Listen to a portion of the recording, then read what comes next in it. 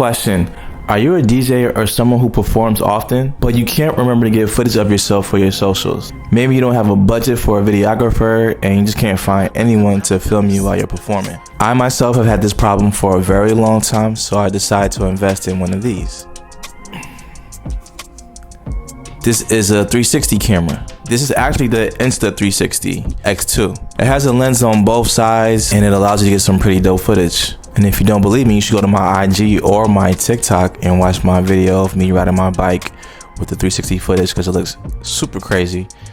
Yes, go do that right now. Follow me if you haven't. And I'm not getting paid for this. I'm not getting sponsored for this. I just wanted to show you this camera because you might be interested to help you get some dope footage if you're having trouble like I was, okay? All right. And what I got for it was a selfie stick, and I got the one that has the retractable tripod.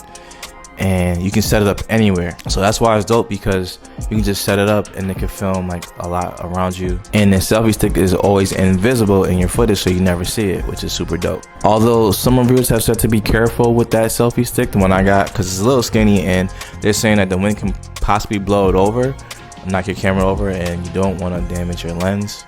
I think you gotta send it in and it's a little crazy, super expensive. So there are some heftier selfie sticks you can buy if that's a issue for you. But this past weekend was Labor Day weekend in New York, and if you live here, then you already know that it's all about the parade on Labor Day, and all the events are gonna be mostly Caribbean music like soca, dancehall. And that Friday I had an event at Friends and Lovers where we were gonna play dancehall and soca music also, and I thought it would be perfect to see how the camera fares in dark low light, because it's very dark in there, so I want to see how the footage will come out. I feel like when we look for cameras, you know, one of our main concerns is how does the camera fare in very low light. You know, being in nightlife, you're always like in dark venues, dark atmosphere, so you're gonna want a camera that looks good, but eventually you're gonna probably need a light to get the really great footage. But I did not have a light this time, so everything you're seeing is just straight from the camera. I'm gonna show my footage and I'll let you guys be the judge of what you think.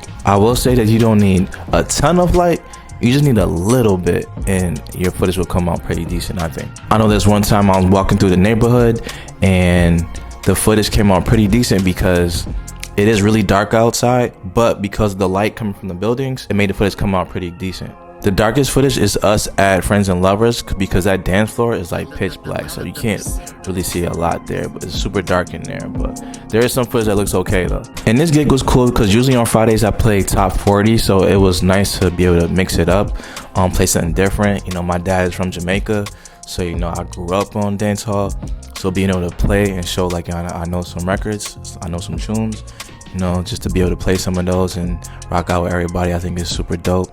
And just be able to switch it up and just show you like I'm a versatile DJ. I could play a lot of different styles of music. You know, we had 4 DJs. It was me, Boston Sherry, Raz Dickey, Funky Reggae, and we just played dancehall and soca, you know, got busy. Saturday, I got called in to DJ at Donnybrook. I've been there a bunch of times already, and it wasn't as busy as it usually is, but probably because of the holiday. But, you know, it was a decent turnout and everyone had fun. I feel like this time around the crowd was really feeling when I was playing hip hop stuff, but I usually play top 40 there, but you always gotta switch it up to see, you know, what the crowd is into and just go from there. And Sundays, you know, I'm at Magic Hour at the Moxie Hotel. Usually I'm relieving Cassidy, who DJs the early brunch shift there. You know, and that spot's the kind of spot you want to come take pictures for Instagram. If you're an influencer, I'm sure you've been there already, or you're on your way to come there and take pictures. You can see the Empire State Building really well. They got the little bunnies in the back, all that kind of stuff. So I try to keep the music as funky as I can, but it's really strictly like top 40, super like chill house environment, so we won't get too crazy there, even though I wish we could though. But if you do pull up, I definitely recommend the chicken sandwich. My main focus was to show you how you can use this camera to get different shots of yourself. You won't need any help, you don't need anyone to be there, you don't need anyone to set anything up. You just put this camera, set it up, you can get a lot of different shots of yourself because it films all around you, and so you don't need anyone's help. Of course, it would be nice to have a videographer, but that's not always a possibility. So I think getting a camera like this is very beneficial to you, especially if you need to make content for socials. I know this camera is not super cheap, but it is September. Black Friday is right around the corner. Start saving up now. Insta360 just dropped the new version of this camera, which I'm kind of upset about because I just got this one. But they have the X3 now, which has, they're saying it's not that much of an upgrade, but it does have the bigger screen on the front. and I don't think the low light situation is any better on that. I'm not really sure. I've been trying to like watch some reviews, but they're saying it's a good camera, you know, if you don't have one. The X2 is around 450, 440, and I think that one might be around similar price. I think the X2 might be even cheaper. So GoPro has their own version of 360 camera. They might be dropping a new one soon, I'm not sure. But the Insta360, they have their own app, and that's how you get all those like super dope effects for your footage. The mobile app that they have.